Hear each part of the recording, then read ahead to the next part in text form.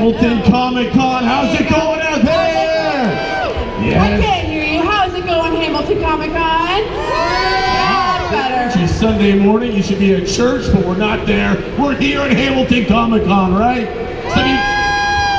Some of you guys got caught in the rain, but I say you all look better wet, so that's good. Very good, guys. Hey, there she is. You guys get ready to get started for our first Q&A panel of the day? Yeah! That's right, it's okay. I remember her from all the wrestling matches. I know that yell. My name is Eric Johnson. I'm your host and MC with my co-host here. Hi, I'm Sam. Yay! It's Sam. So you guys ready to get started? All right, good. Feeling it.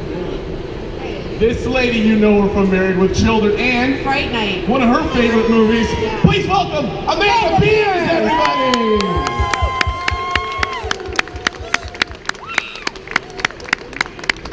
How's it going? There she is. I'm going in for the real thing. There it is. No, you lost your opportunity for a hug. So, how we're going to do this, guys, is if you have any questions for Amanda, first of all, Amanda's going to talk off the top, maybe cover some of your questions if you know, just in welcoming to the, con. Hello, and how's it going stuff? Yeah, well, what did you say about church? I mean, preach. I can sit here and church is where you make it, right? In the moment. I think anyway, so. It's been a great con. How many of you have been to this con before? Well, that's a good sign that you're coming back. And the Niagara one as well? 2 hands went up. Anyway, it's been a great weekend. I think I've gotten to meet a lot of you. I see some familiar faces here. And I ask inappropriate questions. I may or may not answer them. Kidding. Anyway, so do you... Okay, well, some of you know this. Many of you don't, but I'm Married with Children. They gave me my second career as a director. So if you're wondering where I've been on camera for the last, 20 years, I've been behind the camera. And I directed around 6 seasons of Married with Children, and then went on to do just hundreds of episodes of sitcoms and sketch comedy. Many of you know Mad TV. I did in and around 6 years of that. I also created another sketch comedy show that launched Kate McKinnon's career. Did anybody see her on SNL last night? Yeah. We love Kate. She was just a baby. Anyway, and now I live in Seattle and I teach at Seattle Film Institute there and still direct comedy. So that's been my life for almost 35 years. Amazing. Yeah. So you started when you were 4. Right. I have had a couple of people, and it's so funny, look at me and go, well, you don't look anything like you used to. And I'm like, yeah, that's right. True that. We're the same, but just about 30 years later. But anyway, it's fun. It's really great fun for me to be at these conventions and talk about that part of my life, because it really ended in 1997 for the most part. And next year will be the 30th anniversary of the launch of Married with Children, if you can believe that, when we started the Fox network. So it's really, to me, an honor to have had a career in Hollywood land. Even at times, it's been quite challenging, and they still let me in every once in a while. So ask me questions. Sure, that's what I was going to say. So if you have a question, you can actually come up here to the front with me or on Sam on the other side. If you don't want to come up, if you are shy, you can just yell stuff or she's going to direct you. Listen to her, she yells so a lot. You can yell stuff, just don't throw anything. Just don't throw anything. And if we don't hear it, I'll repeat the question back to you and for the audience if they didn't hear. Right. We're going to start right away. This lady has been at every Q&A, asked a question every single time. And I was gifted a really beautiful side-by-side portrait of myself and Marcy with sort of a characterization, descriptions. She's a talented artist as well. Very good. Well, here's your first question. Hi, Amanda. Welcome to Hamilton. Thank you. It's been a really nice trip. I asked you this question yesterday, but I thought the answer you gave was phenomenal, and I want the audience to hear it. Okay, I hope I can remember it. Who was your favorite husband, Jefferson or Steve? Yeah, I actually get this question a lot. And of course, both are really, truly lovely men and gentlemen. I really loved working with David Garrison because as an actor, he is very nuanced. And this was actually my first sitcom, Married with Children, so I kind of struck gold, didn't I, right away? And David had already done a show with these producers, Ron Levitt and Michael Moy. And so they wrote the part of Steve for him. And so it was a real comforting place to be, you know, just to have somebody who had already walked this walk. But also he's a very generous human being and a generous performer. So I really loved working with him. Now Ted McGinley, adorable guy, really cute and fun. And I think I spoke about this recently, this morning, that it's not easy to come into a situation, whatever work you're in, where the train's really way down the track. And Married with Children had been going on for several years when Ted came to join us. Not just in the, does anybody know the other part that Ted McGinley played in Married with Children? Yes, Ron. The dream sequence. It's with, it was one of our infamous Christmas episodes called It's a Bundyful Life, when Sam Kinison played the angel. And, go Bernie. And so, you know, Al gets shocked, and it's as if what was his life like without him? And Ted McGinley played the fantasy husband, yeah. Anyway, so he's just an affable guy, a really nice guy to have on set, and he made that transition, you know, go really well. We were a little concerned because we would call him the show jinx, because every series he came on went off the air. So the first was, not because of him, but who knew? He was cursed. So the first was Happy Days, and it went off the air, and then Love Boat, he sank that, and then Dynasty, this long-running show, bye-bye. So when we saw him come, it was like, no. But we broke the curse, because he was with us for I think 5 seasons. Yeah, thereabouts. So he's a lovely guy. In terms of performance, his is much more of a broad stroke. David's was kind of a fine brush, and you know, it was great fun with both of them, truly. Yeah. Great question, great answer. Over here with Stan. All right, so we have our second question. This is Cannon Dan. comes Dan. Yeah. Dan the man. All right, Dan. Not Danielle. Thank you. I showed that joke earlier. Just wondering, how come you didn't return for Fright Night Part 2? We missed you. Yeah, how come? Right? No. Actually, when they wrote the first draft of the sequel, Amy, the character of Amy was in it. Where did Dan go? Oh, hi. Yeah, the character of Amy was in that. And we actually did a reading of that script, and for whatever reason, they didn't like the story, they didn't approve the script, so they went back to the drawing board, and then the next draft, Amy wasn't there. Now, I was kind of busy doing this other little show on Fox. However, I would have loved to have been able to be a part of it, and it just didn't work out that way. But what's so cool is the 2 things I'm most known for as an actor are these cult classic things that I get to come out and dust myself off and talk to you guys about that part of my career. So it's very cool. Thank you. You come out from behind the camera, and we get to see it. Exactly, and outside the classroom, because I teach now, and again, it's great community. It's wonderful to be a part of people's lives when they're just starting a new career or exploring that creative part of themselves. So I feel quite fortunate. Great. Over here. I looked this up and I found out that about Steve how you're just quick to know, but it really explained much about why his character's putting out what happened there. Sure. And I wonder if you can elaborate on that. Sure. She was asking about the character of Steve Rhodes and why David left. David hated LA. The show was shot in Hollywood. He's a New York guy, like you East Coasters-ish, and he's a Broadway guy, really talented and quite successful, even prior to Married with Children, and definitely after a Broadway performer. I'm sure you know the show Wicked. Many of you know that show? Okay. Well, the first touring company, national touring company, David played The Wizard of Oz. And then I saw him do it in LA, I saw him do it in San Francisco, and then he ended up on Broadway with the show for well over a year. And that's just one of the shows that he's done. So he really wasn't happy with LA. and he really wasn't happy with the direction of the show.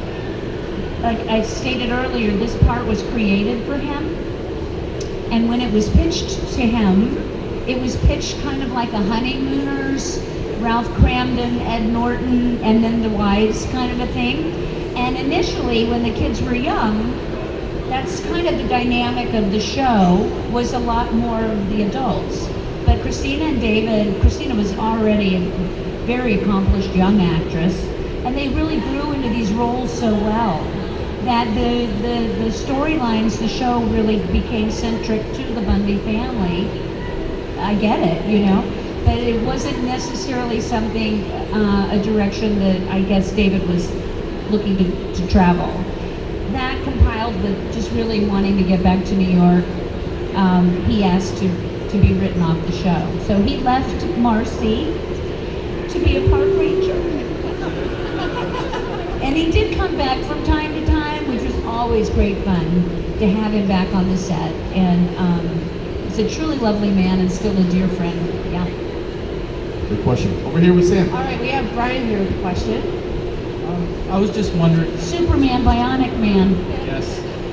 I'm just wondering, was there any one particular show that you, like, with Married with Children, that you enjoyed filming more than the others, and what made that special or different than the others? You know, there are so many, and honestly, we did almost 260 episodes. That's a lot of shows. And there's so many. I did love our Christmas shows.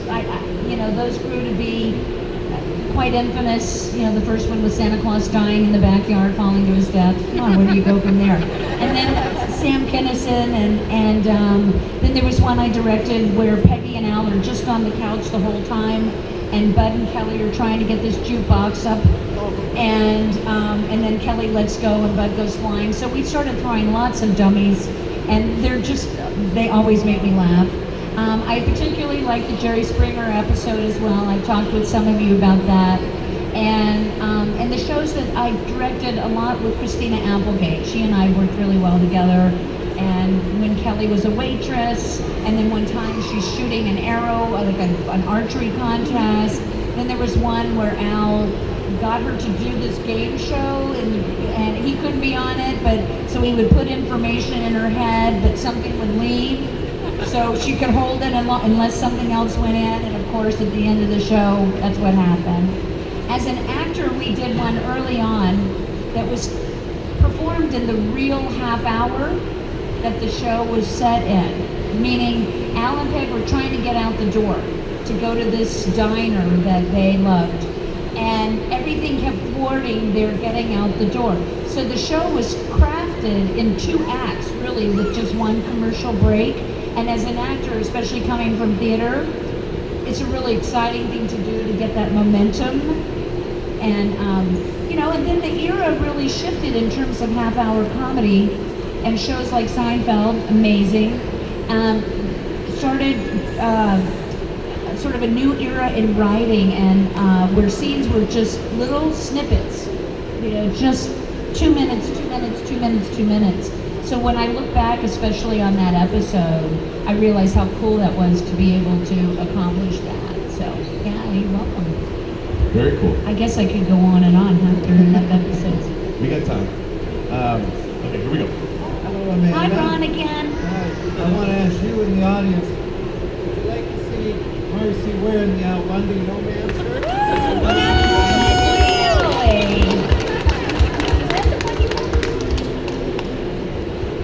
All right, great.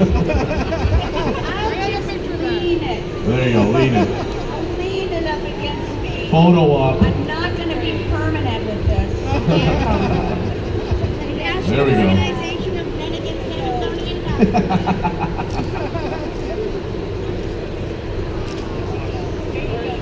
Wow. There it is. Hey, come on up. Don't be scared. I won't bite. Okay. Hey. So the show never had a finale, or like a satisfying show finale. I guess you had a role as helping to make some of the shows, right?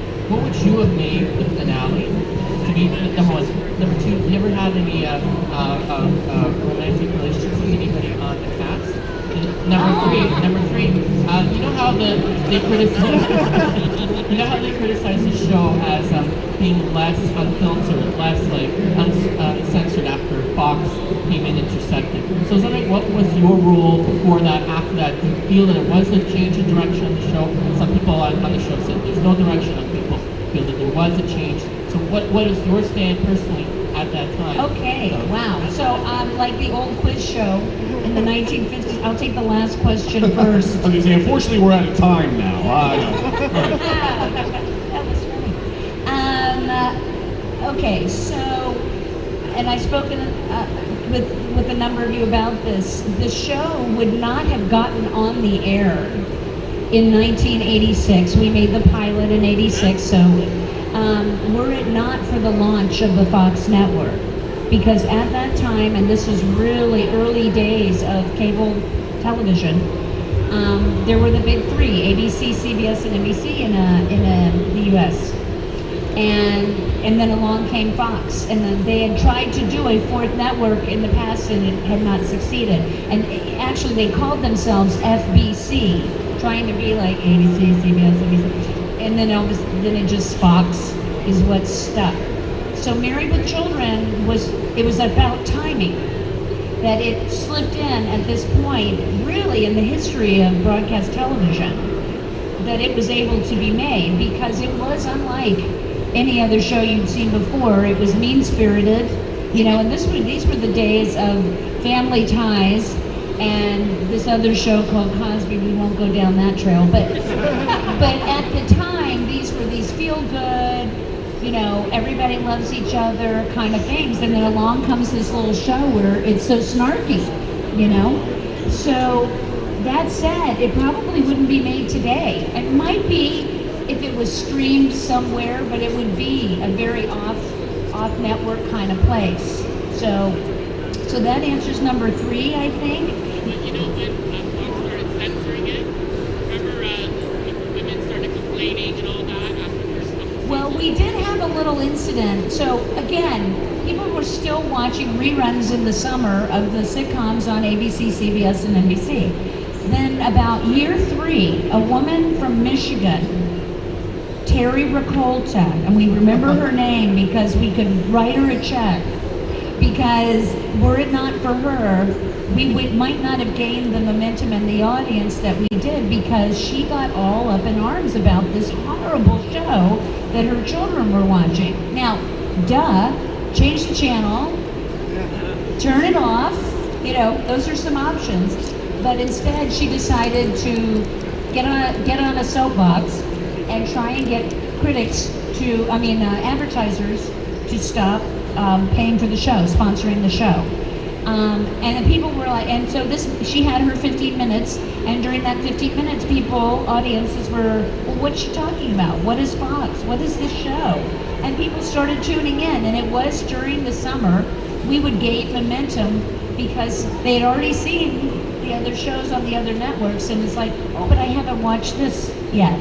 So, that's kind of what happened there. And it served us well. Also that, and I think I've told this to some of you, it was a show that men watched. And that was unusual. Typically, men were not watching sitcoms. It was news, sports, and guys liked, Al Bundy liked the show, probably a little bit of Kelly Bundy in there too.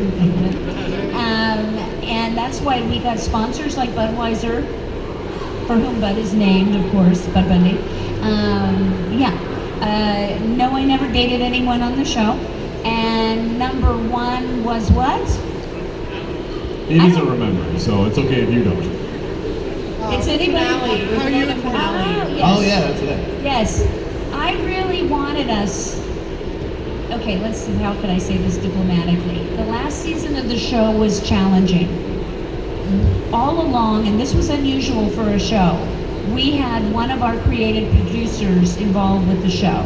Initially, it was both of them. Then about halfway through-ish, one of them stepped away, and so it was just one of them. And then a couple of years later, that one stepped, and the other one came back, and that was that, until the final season. So again, when you've got a train that's so far down the track, bringing in new people, new creative team, proved to be challenging in some ways. It didn't have to be, but it was. That being said, it was not the easiest year driving that train down the track. Many of us knew that the end was coming, had that sense, and we're ready for, it's like, okay, we've had a good run, let's go out with a bang, so to speak. And I really wanted something catastrophic to happen, and just because it makes an impact. And this was even before shows started really capitalizing on those finale episodes. It was sort of on the beginning of that, but the studio sort of held their cards close, and they weren't fully sure that it was going to end, although it did not come as a surprise when it happened.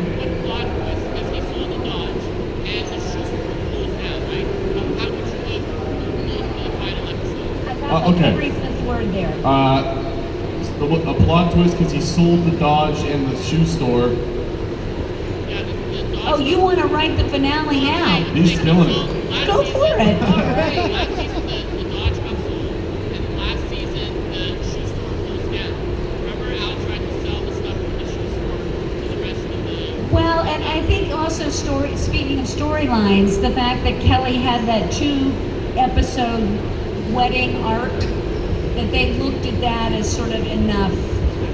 But I do believe, and maybe underestimating the fan base of the show, that I do believe the show and the fans, because you can't have one without the other really, that you deserve better. Yeah. You know, to have more completion.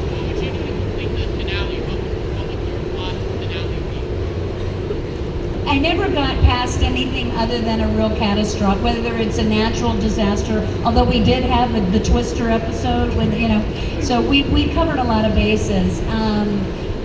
Just something very impactful. I hadn't really hammered out any more details than that. Game of Thrones style, everyone dies. Red wedding. Anyways, very good. About 14 questions, 14 great answers. Sam, Awesome. go ahead. All right, Brian, here's your question. It actually kind of relates to the first one over here. But was there any ever talk of a reunion show that seems to be more popular now? Well, we did a reunion show, which was kind of cheesy, but where a few years after we ended, we all gathered in a room and basically just chatted for a little while, and then they would toss it into clips. It's really more of a clips episode than a full reunion show.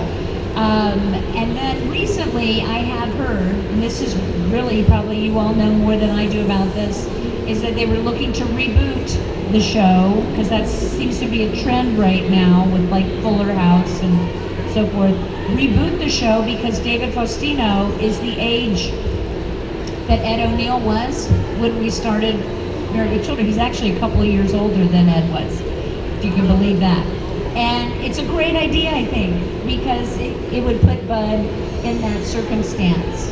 However, one of the creator producers has passed away, and I think the project is somewhat mired in legal issues. So I would love for that to happen for David. I really would.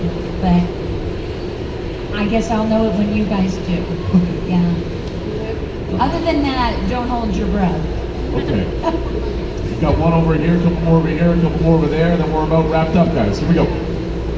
Quick question. Speaking of Ed O'Neill, what was your relationship with, like, on set and during scenes where he would call you chicken legs or anything like that? Like, what was your relationship with him? Ed is a wonderful actor.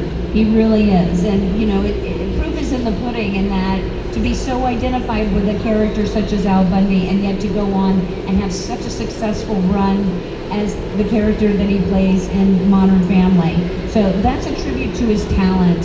And we would have fun together often in terms of exploring those moments. And when we started the show, we were good friends. And that helps because I think when you have that kind of energy behind the scenes that it plays out. You know, we had fun doing the show, and that energy kind of comes out in the show. Unfortunately, it didn't, you know, like I said, that last season was pretty challenging. So, you know, all good things come to an end, I guess. Yeah. Very good. Over here. All right, we have Marcus. over here. Marcus. Hello, Amanda. Hi. Yeah. Can you please tell us the story again about your first behind-the-camera experience on Crawl Space? Oh, okay. Now, the story, they have shirts on that say Canon. And so when they came up to the table this morning, I'm like, what's Canon? And they're like, Canon. And I'm thinking, well, you know, I know it's a camera company or whatever. But they reminded me that it was this, excuse me, film company that did sort of low budget, but pretty successfully commercial films, sort of on the first edge of independent film, all right? And then I asked them if I said, this might be this company. Right when I got to LA, I think I had made Fright Night. I was offered this film called Crawl Space, that it was a sort of a scary, thrillery, kind of creepy dude, and living in, or the girl had to go through a crawl space or live in that, whatever. And Klaus Kinski, the very accomplished actor, was set to play the creepy dude, and so they offered me the part of the young girl. But they were filming in Italy, and I just really gotten to LA and started settling into a life there. And I had never traveled in Europe, and I was really intimidated actually by that, and just not knowing, you know, it's kind of a creepy film, I'm going to be in a crawl space. It was just all of those things that sort of kept me from jumping in. I wish I had, I really do. An actress named Talia Balsa, who's still working today, she ended up doing the role. But, you know, if I could have talked to my younger self at this point, I would have said, take the risk. You know, yeah. Very good. We got Johnny over here with our last question. What's up? Hi Amanda, I just wanted to let you know, congratulations on being on such an iconic show. I used to watch it when I was a kid. I used to get in trouble for watching it, but I loved it. It was one of my favorite shows. And I just wanted to know if, what do you think Marcy and the Bundys are doing at this in the future right now? Wow, that's a really good question. And listen, it was my honor, and none of us knew, because it was like, what's Fox? What is Fox? And our first promotional tour that I went out with Katie Segal, we went to malls in the U.S. Asking people, can you find your Fox station? Because at the time, you know, it was like Channel 21 or 42 or whatever. It was pretty obscure. So the fact that we were able to sort of anchor that new network and grow into the long-running show that we were, none of us could have predicted that. And again, we were able to just sort of sit and let the audience find us, which would not, and still to this day does not happen. You know, time is money and blah, blah, blah. So we were very fortunate, and I still believe that very much, and thank you, because were it not for the fans, that just would not have happened. I did have an idea that didn't really land on any ears about Marcy and Jefferson going into the witness protection program.